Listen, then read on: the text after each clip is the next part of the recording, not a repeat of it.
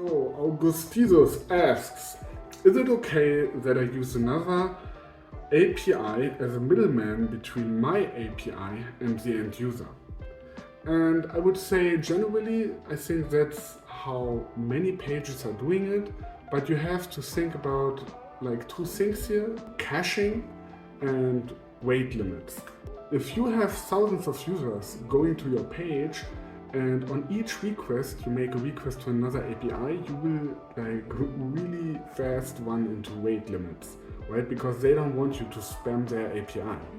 But what you can do is, if hundreds of these users are potentially making the exact same request, what you do is you only do the request once, cache it on your side, the result, and then instead of doing the same request again for another user, you just get it from your cache. You could just cache the results in your relational database, such as MySQL, but you could also use something like Redis if it's just like a temporary cache with high performance. Next question: how can I create a 3D model like in the example picture?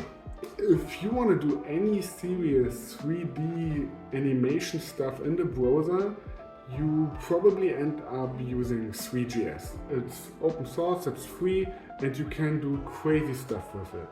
So Three.js is the way to go. McButter is asking, is it more difficult to find a job nowadays?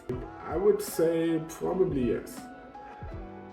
Don't get me wrong, it's still worth it, but the entry barrier for getting into software development has never been lower, right? Like, you don't need to go to university, you don't need any kind of degree, you can just go online, you will find all the resources you need to educate yourself and to become a really good developer.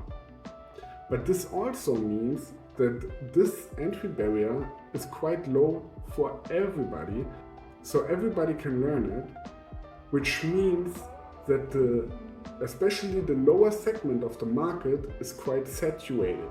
So the best advice I can give you is try to get into a niche quite early on and become an expert in one area, because if you're an expert in one area, then ChatGPT and also the lower segment of the market in general is not able to compete with you. I am who I am is asking, what's your preferred method of deploying a website as fast as possible? So if I really want to spin up something and I just want to care about business logic, I think I would probably go with just using Netlify for the front-end hosting. And I wouldn't even care about the backend. I would just like make authentication and backend with Firebase. Yeah, that's probably what I would go with.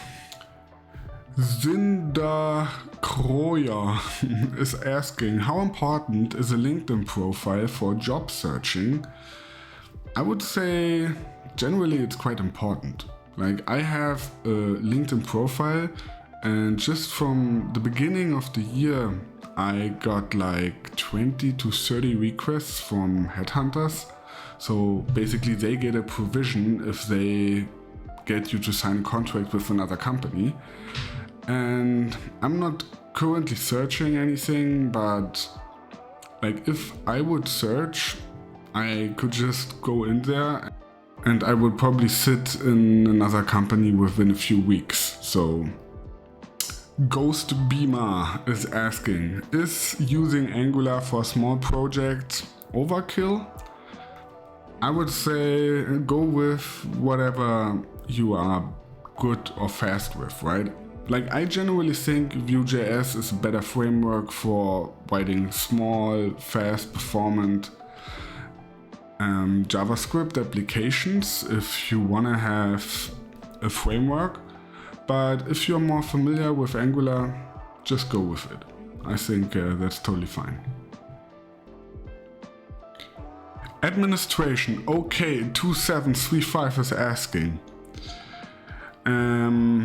The best way to load large dataset into the website. He's a hobbyist developer and wants to pull 12,000 rows and around 3 megabytes of data on page load. Honestly, 12,000 rows is even something that you can load the page and trigger an asynchronous request to your API and get all the rows.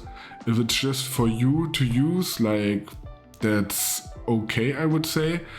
I have written some tools that fetch 12,000, 20,000 rows, and they will just dump the data into a data table with pagination. So not all 12,000 rows are rendered at the same time, but all rows are in the browser and saved in a variable basically.